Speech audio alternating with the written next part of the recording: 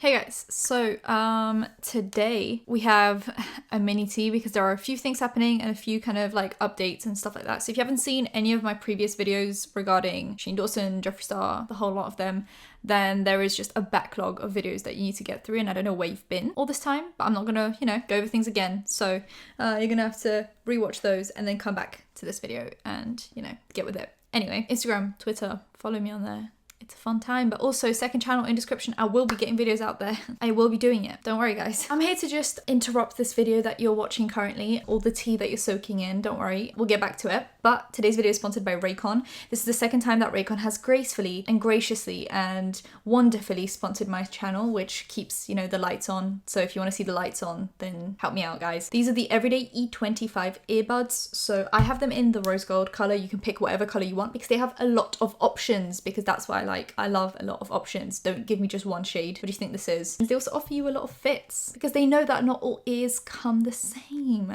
And I love that about them. I just have the standard ones because my ears are very standard, but if you've got really tiny or really big ears, got you covered. So these are very discreet because they don't have any sticky outy bits. They're just showing your ear. They look like this. Yeah, they're very discreet and they're very cute. I love how these look. This is my very professional opinion on these earbuds. They're cute. So they are just as good as any other premium company that I've tried. Actually, better, because I've gone through so many earbuds in the past and these have lasted on me since my last sponsorship, and I know that they'll last me much longer. So as you guys know, there's been a lot of tea happening on the internet that you guys are watching right now. Hi. And I need earbuds to edit because I've been editing all day, every day, non-stop. The editing doesn't stop. So I needed these bad boys. Sometimes people walk into my room and they just start talking to me and I'm like, so that discreet, no one knows. I would say like, oh, these are also good for exercise, as if I do any of that. But if you guys are one of those like healthy people that exercise, get yourself some. These start at half the price of any other earbuds. So do you want a bargain or not? Because I surely want a bargain. They have a 6-hour long playtime if you charge them. So that's on par with all the premium brands. They have seamless pairing, a compact design, right in my small hand, so they also fit into my small female pockets, because as you guys know, female pockets are lacking in the capacity department, and these fit right in there. If you work from home, you exercise, you listen to podcasts, you watch your favorite show, you watch your tea on your favorite channel, the Angelika Oles channel, you need these. Now, I have a deal for you guys because Raycon likes you. So if you want to get 15% off your next order, then go to buyraycon.com/Angelika Oles. Thank you to Raycon for sponsoring this video, and you guys get yourself some more affordable earbuds thanks to the Angelika Oles channel. So yeah, let's get back into the tea, guys. So let's start with the first story, which is people are wondering if there's anything wrong with Jeffree Star lip glosses. So there is a Jeffree Star lip gloss that came out along with, I think, the whole Shane Dawson collection. Pretty sure it was to do with the Shane Dawson collection. So there was a clear one which smelled like root beer, I'm pretty sure, and then I think they released a green one which it just had like a green tint to it. You wouldn't see on the lips, and I think it was supposed to smell like gummies or something. I'm not too versed in the Jeffree Star cosmetics life, so I don't know, but I know it was supposed to be green and it's supposed to smell like something nice. Now people are wondering, there is some like dark green settling at the bottom of the tube, and okay, hear me out. I'm pretty sure it's not supposed to be a shimmery gloss. It's supposed to be like, where is it? Where's my lip gloss? Okay, so kind of like when you have a clear gloss, right? It's supposed to be like this, just with a tint of green. So like it's not supposed to have any shimmer in it. It's just supposed to be a tint of green. I can't find any that I'm talking about right now, but oh, there it is. Hold on. Okay, so that's what I was talking about. Okay, so I just showed you guys a clear lip gloss. So this is the clear Glossier lip gloss, just clear. And then this is clear from Kylie, which isn't clear at all. It's slightly pink, but I love it. This is my favorite clear lip gloss, and it's got a slight pink tint to it, but there is absolutely no glitter in it, like none whatsoever. It's just a pink tint that's supposed to like look nice on your lips, versus a lip gloss with actual glitter particles in it. Do you guys see that difference? Bang. Okay, so with this one, right, if something started, like the glittery one, if something started happening, some of the glitter could start settling on the bottom, and then it kind of does, like the bottom looks a slightly different color to the top because glitter particles might start dropping if you have it in that kind of upright position. But what are the chances of everyone's lip glosses sitting upright in their drawers? Because I have all of mine laid down like this, so if anything the glitter would settle at the bottom.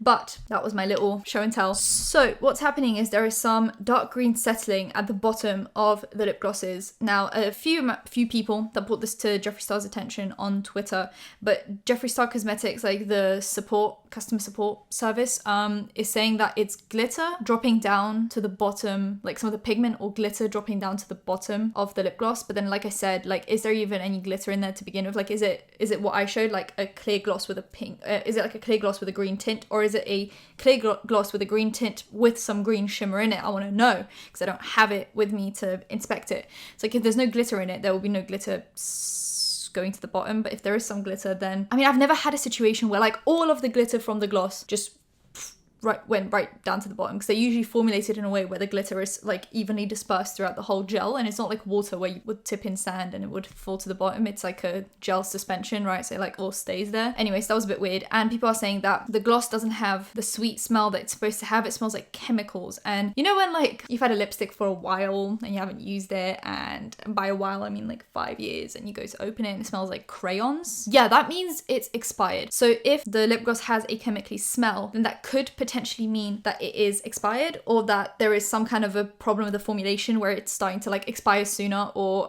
there's just an issue with like scents and stuff. But I'm pretty sure I saw this in another video where apparently Jeffree Star Cosmetics support team said that there was no issue with these. And when have we heard this before? Jaclyn Hill said, you know, for the longest time, she was like, no, the lipsticks are fine. They're not expired. There's nothing wrong with them. They're not contaminated. And then it turned out that there was like pieces of metal in them and hairs. So I just want to know more about this. I want to know how far this will go, because, you know, people did give Jaclyn a lot of crap for having those lipsticks. And I wonder if the same will be done to Jeffree Star. I mean, Jeffree Star's had some huge issues with his makeup products before, and no one really brought this up. As in, like, no one ever really makes a big deal out of it. So for example, his Shane Dawson collection, there were pieces of rubber, like almost rubber gloves, embedded in the shadows. There were long hairs embedded in the eyeshadows, which yeah, he addressed, but it still happened. Now, some of the palettes have a weird smell. So for example, my one, I think the big one is fine. I haven't used it in ages, so I think the big one is fine, but the small one smells like chemicals, kind of like glue or something, kind of like it just has a weird chemically smell to it. I don't know if that means anything's wrong with it, but it does have a weird smell, and I don't remember it having that smell to begin with, so it could have been something that developed later on due to maybe the conditions. But I keep all of my makeup palettes in a dry, dark place, so like no sunlight, no, you know, it's all in a drawer, so I don't know what it could develop. And then he also had the situation where a lot of his products used to come cracked. Was it him? Like his highlighters, they would come broken, and then there was that package that had ants in it. Do you guys remember that? Yeah, so anyway, there was a lot of issues with Jeffree Star Cosmetics, like with most brands, but it's just people don't bring up Jeffree Star's problems, they always bring up everyone else's problems. So like if Jaclyn Hill had a lip gloss that was like dark green at the bottom, which people thought is mold, and if it smelt weird, people would already like be making 5,000 videos on it, but because it's Jeffree Star, he almost just gets away with things. So I wanted to bring it up just so that everyone's aware. Make sure if you have that green lip gloss, as much as I don't like Jeffree Star fans, I'm out here looking for your health and safety. If you have that green lip gloss, please give it a sniff. And if it smells like chemicals, don't throw it away, but like email support and don't use it. Like keep it as proof, right? But don't throw it away, but don't use it either. And email customer support and ask if you can get a refund. Hopefully you can, because that's gross. Don't use any like makeup that smells like chemicals because it shouldn't have that smell unless it's advertised as chemical smelling, which that's not best advertising, is it? No. So the next thing is Gabriel Zamora has been seen kind of shading Nikita lately, or what people think is Nikita Dragon, because it could be anyone. But for example, recently Nikita Dragon was in some heat because of candles that she sold, which was supposed to be reminiscent of like Catholic, like religious candles that they use. I'm supposed to be a Catholic, but I'm as much a Catholic as I am a unicorn, so I don't really know the ins and outs, but there are some like religious Catholic candles that have like Virgin Mary on them and like other things, and you're supposed to like light them for some. I'm totally useless when it comes to this stuff, I'm so sorry, but anyway, it's supposed to be like a religious thing, and this candle is like, you know, it has some respect because it's not to be mocked, it's just a part of someone's religion. That's essentially where I was going with this. There's no need for the poor explaining. And Nikita put herself on one of those candles as, I believe, like Virgin Mary. She like gave herself a little halo and stuff. So she essentially, yeah, she did that, and then she sold those candles for like $15. And people are wondering, like, you know, is this insensitive to someone's religion?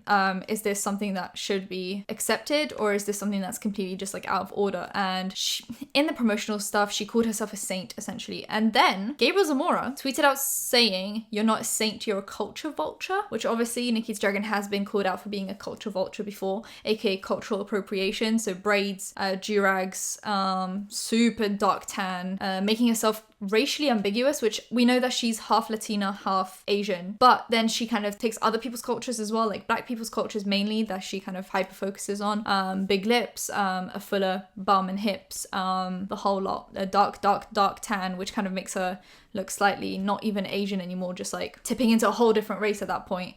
Durags and braids are typically seen on black people, so you know, people are kind of, and it seems like he's been shading her for a while. At least that's what kind of people are putting two and two together. What was it, the other one that he was... when Nikita Dragon had her collaboration with another brand, and she said that she's got her foot on people's necks, which is like a saying where you're like, you have people like choked for, like, you know, people are like excited for your launch. And that was right after George Floyd, which that clearly is just not the right thing to say at that time. And she did apologize for it straight away, because she said she didn't realize what she said. And I believe at the same time, Gabriel Zamora tweeted out saying, don't believe her, she's a liar. But then some people, including me, assumed it was about Tati because she was about to release her By Sister 2.0 video. But then it could have also been about Nikita Dragon.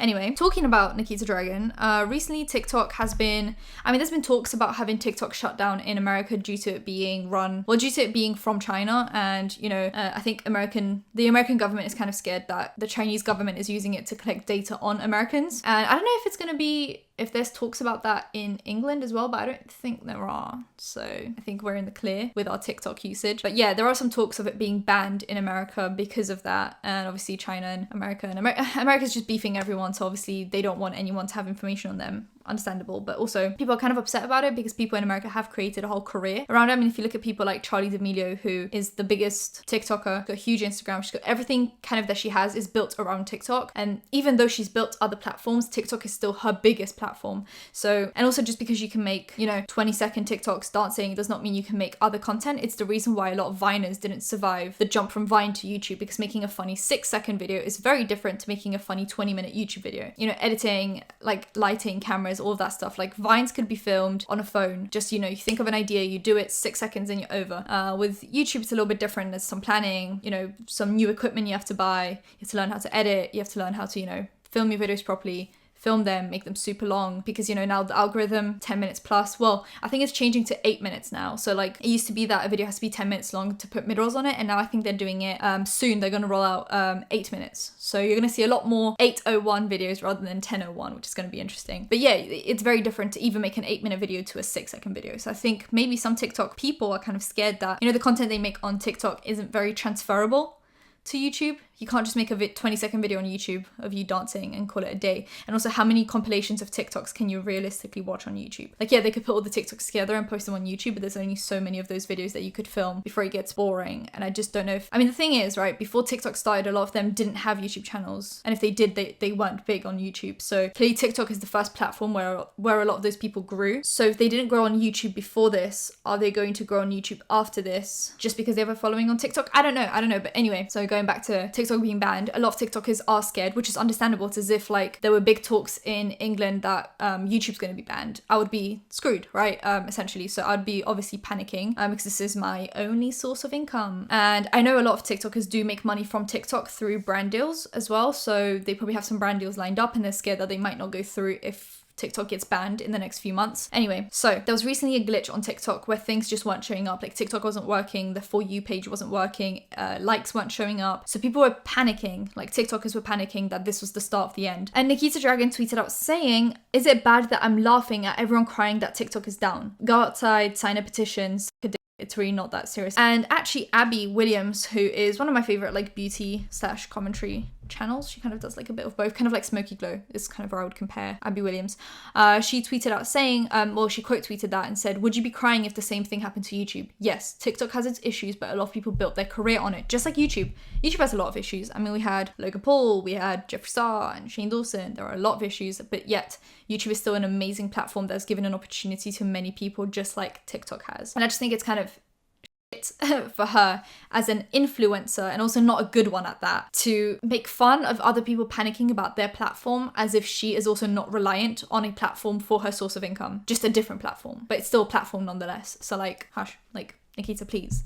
Everyone already dislikes you as it is, and I understand why. Your personality's kind of not it for me. I don't know, there's just a lot of issues. Like I said, cultural appropriation, her shady attitude to everything, her lack of effort when it comes to social media. She'll post a picture or two on Instagram. Every 5 months she posts a YouTube video and then she calls it a day. And yet she has the nerve to make fun of people panicking about potentially losing their main source of income. Slight disconnect there. Just, you know, slightly. So slightly relating to TikTok, I guess we're going to go in some kind of an order. I like when this happens, when you can kind of link one story to another. So linking to TikTok, recently Addison Rae, I don't know how recent this was because I was going to talk about this for like a week now, but I just never had time. Recently, Addison Rae had to apologize. She kind of disappeared off the internet for a while, and many people were actually quite worried about her because she wasn't posting on anything, and she usually posts on Instagram or Twitter or, you know, wherever she posts, she does kind of let everyone know that she's alive, and people were wondering if she did anything to herself, but you know, she's fine, she's healthy and well. And she actually was called out recently because of a few things. She had a few old tweets regarding Black Lives Matter that were insensitive, and then she also had that live stream with one of her friends where she thought the live stream cut out but it didn't, and she told him to say the N-word. I know it's not clear from the video that she's saying that, but it makes sense in the context, and also you can kind of make out what she says. So obviously people were kind of upset about the whole thing because, like, mainly in the light of everything that's happening now, you should be more than aware of your actions and your words and how those can affect other people. Mainly black people, and the fact that she, you know, thinks it's like a big joke to be like, oh, say the N-word. Like, okay, are we in 2014 edgy humor again? Please, let's not go back to those dark days where comedy literally was non-existent. Was it like 2014 to 2016, 2013, when all the like edgy commentary channels were thriving? Please, let's never go back to that moment. I want to, no, because it was literally the most low tier, lowbrow content I've ever seen. It was just like, say the N-word and it's gonna be funny. Anyway, now that I had my little rant, let's keep it going. Where was I? She obviously got kind of like semi-cancelled for that, and then she disappeared off the internet for a little bit, and now she came back with an apology. So she said, I owe all of you an apology. 4 years ago I reposted a video which included a woman sharing her thoughts on Black Lives Matter and All Lives Matter that I should not have. Because of my privilege, I didn't understand and I wasn't educated enough on the social injustices facing the black community. All lives cannot matter until black lives do. The black community was and continues to be oppressed and damaged by systemic racism. I see my mistakes and I'm committed to learning from them. I'll never stop growing, learning and fighting for those whose voices rightfully need to be amplified, and will forever believe that Black Lives Matter. If you haven't done so already, please join me in supporting and learning more about the global Black Lives Matter movement. I am truly sorry, and I am committed to using the platform you all have given me to work on becoming a better ally. I love you all endlessly, Addison Rae. Regarding also some more TikTok drama, recently Charli and a few people were exposing people. They were all exposing each other. I spoke about this recently, I think it was like a few videos ago, so I'm not gonna like go over everything that happened, but essentially Chase cheated on Charli with Nessa, so Charli shaded both of them, and then Chase came out with a statement where he exposed everyone for cheating on everyone. That was the general consensus. Anyway, Charli posted this on her live, basically apologizing to Chase. Chase, from the bottom of my heart, no matter what has happened, for you guys to know that you should never hate on anyone for their mistakes, because everyone makes mistakes. The difference is we are handling normal high school of millions of people, and we did not handle it the right way. Chase and I had a very long talk yesterday, and we both realized that we were just not right for each other. And then Chase recently has now like come out with a statement as well, apologizing to Charli and apologizing to everyone who he publicly put on blast. And I feel bad for them, because mainly like someone like Charli who's 16. I just felt really bad watching that live stream. I think she doesn't deserve 99% of the shit that she gets, and it's just a little bit like sad to see her make mistakes that we all would have made at the age of 16 and be so hated on for it. I mean, we all had bad relationships. Even like, you know, to excuse Chase, people have done crazier things at the age of 18, but they weren't doing it in front of millions of people. He kissed someone while he was already single. If Charli wants to be mad at him about it, that's obviously her prerogative, but we as like bystanders shouldn't be so highly invested in a relationship between an 18 and 16-year-old. So yeah, I just felt really bad for her. I mean, she clearly just made a mistake. She said she felt bad. Yeah, I don't know. I felt really bad for her. She is 16, and I think a lot of times people forget that she is 16 and they have a go at her as if she is a 30-year-old adult. Anyway, so that's all my TikTok drama for today. Oh no, it's not. Haha, I had you guys there. Don't worry. One more. Dixie is releasing merch. Dixie is Charli's older sister. and these are the promo pictures.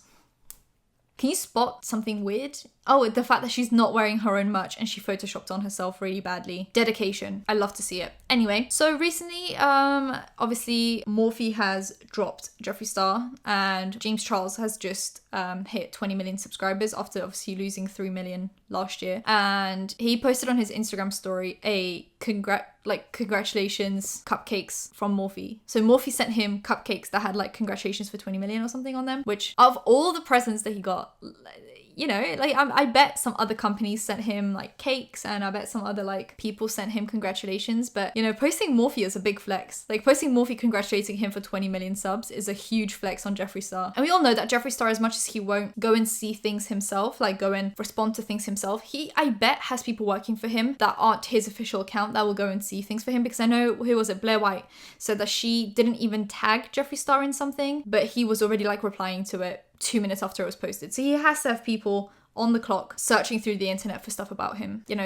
I think so. He definitely saw it, and I think it's a huge flex, honestly, from James Charles to be like, you see this? They're supporting me, unlike you. And then James Charles also spoke about the whole situation kind of in his recent video where he was recreating like eye looks and makeup looks that his fans designed for him, and someone designed like a storm rainbow thing, and he was like, yeah, this kind of reminds me of the last year of my life where everything was a huge storm, and now it's obviously getting better. And it's because obviously Carmageddon, everyone that was cancelling other people, aka Jeffree Star, is now, well, that's the only person. Jeffree Star is getting karma now, getting hit by karma because they're the ones being cancelled. And Manny MUA, Laura Lee, Gabriel Zamora, James Charles, Tati are all kind of okay. Even Tati, who's losing subs, is okay. Like, she's not, you know, awful. Yeah, that's that. And then also recently, obviously, Morphe dropped, but Beautylish, who is kind of like a beauty bay, kind of, where they sell a lot of different companies, like they sell a lot of different brands of makeup. They, on a live stream, well, the person representing Beautylish said that they wouldn't be dropping Jeffree Star because they believe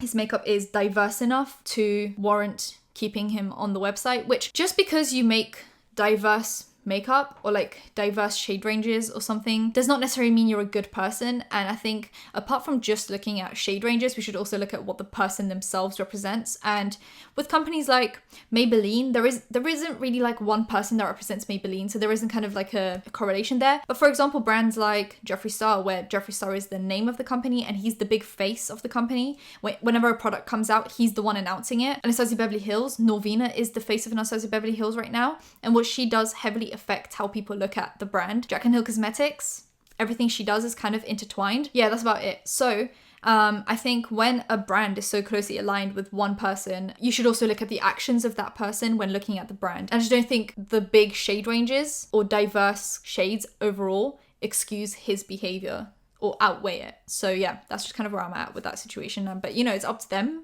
really what they do and who they sell, but it's also up to you where you put your money. So speak with the money, I guess. And then another thing is Dolan Twins. The Dolan Twins recently have been teasing a video, and I'm not going to play the whole promo because it's just a long thing, but they posted like a teaser promo thing on their Twitter which hinted at the Jeffree Star, James Charles controversy, because it was very much drama and like a lot of clips of them going, yeah, I can't do it, I don't know how I can talk about this. And then it turns out that it's a video about their acne problems, which yeah, acne and the way you look plays a huge role on your mental health, and like plays a huge, just has a huge toll on your mental health. But they knew what they were doing. I know the Dolan Twins are your unproblematic kings or whatever, you know, whatever you want to say, but they knew what they were doing with that. That's the second time they've done this now. It's the second time in a row, year after year, where they have used drama to promo their video.